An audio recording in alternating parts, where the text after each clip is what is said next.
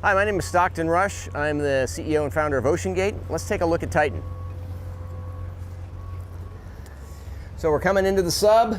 This is the only toilet available on a deep diving submersible. Best seat in the house. You can look out the viewport. We put a privacy screen in, turn up the music, and it's very popular.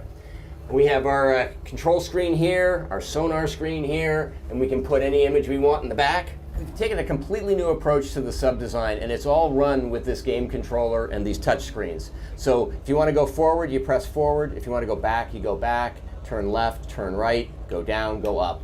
And it's Bluetooth, so I can hand it to anybody. And it's meant for a 16-year-old to throw it around, and super durable. We keep a couple of spares on board just in case.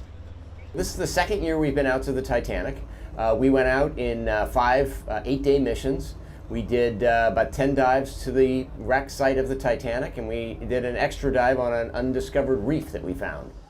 Completely privately funded operation, and we're funded by we call mission specialists who help support the mission. So they take quite a bit of money to come and join us. Years ago, the Russians took tourists out to the Titanic, and it was just sort of a look and see thing. We really are focusing on the science around it. We want to document what the wreck is like now, and also try to predict what it'll be like in the future.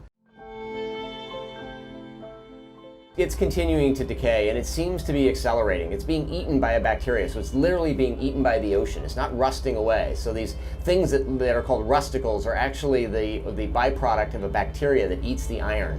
And as it does that, these decks are collapsing. The promenade deck continues to collapse forward. We saw some of the railing is starting to lose its structural strength, which is really a sad thing. That's when it's going to stop looking like the Titanic.